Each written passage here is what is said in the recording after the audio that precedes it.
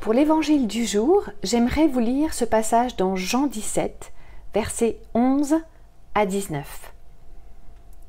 En ce temps-là, les yeux levés au ciel, Jésus priait ainsi.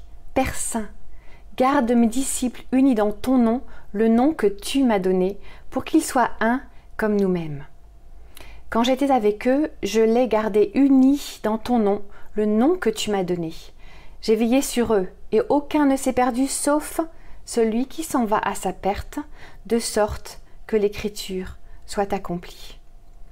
Et maintenant que je viens à toi, je parle ainsi, dans le monde, pour qu'ils aient en eux ma joie et qu'ils en soient comblés.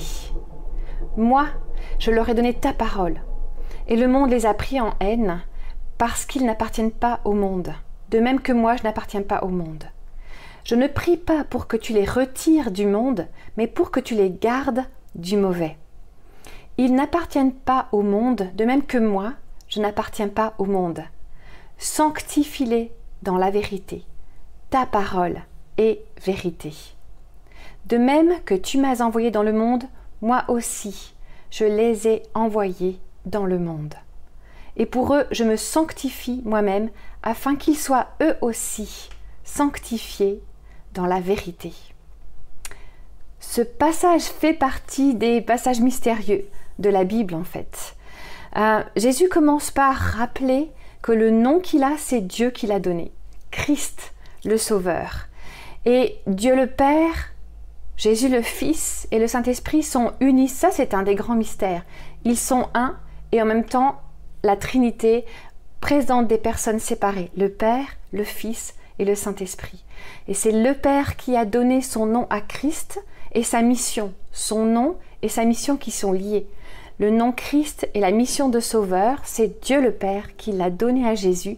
Jésus l'a accepté pour que nous puissions être sauvés et avoir accès à la vie éternelle. Et c'est vrai que la présence de Jésus sur la terre avec ses disciples a maintenu l'unité au milieu d'eux. Tous sauf un, il les a tous gardés sauf un.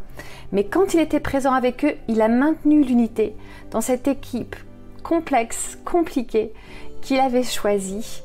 Sa présence a suffi à maintenir l'unité et l'amour et à entretenir l'amour entre eux. Donc la présence de Jésus aujourd'hui dans nos cœurs à chacun, dans mon cœur, dans ton cœur, dans celui de ton voisin, de ton frère et ta sœur, Christ en nous nous permet de maintenir l'unité. L'unité parmi les chrétiens. C'est vrai que nous pouvons avoir des différences, tu peux avoir des différences avec moi dans la façon avec laquelle tu vis ta foi, mais Christ en nous nous rappelle que eh bien, nous sommes un. Comme le Père, le Fils et le Saint-Esprit sont un. Donc la présence de Christ en nous est suffisante pour que nous puissions développer un amour les uns pour les autres, malgré nos différences et je dirais même avec nos différences. C'est un autre des mystères de ce passage-ci. Et puis Jésus nous a donné sa parole, le Père nous a donné le Saint-Esprit. Jésus est parti au Père pour que le Saint-Esprit vienne et que le Saint-Esprit puisse nous remplir de sa joie, une joie parfaite qui nous comble. Jésus nous a laissé sa parole aussi pour que nous puissions faire face à la haine du monde.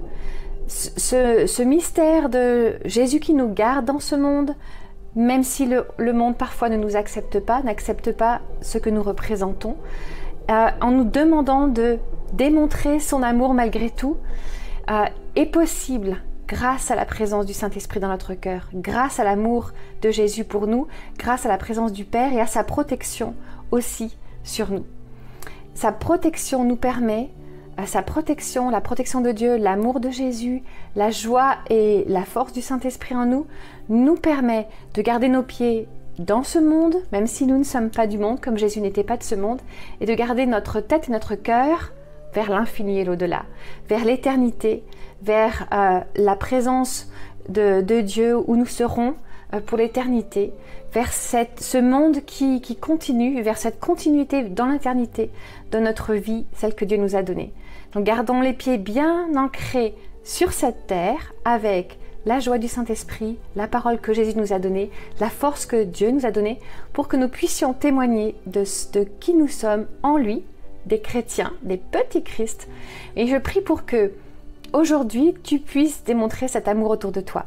les pieds bien ancrés dans le monde dans lequel le Seigneur nous a placés pour que nous soyons ses témoins, et le cœur et la tête un petit bout dans l'éternité.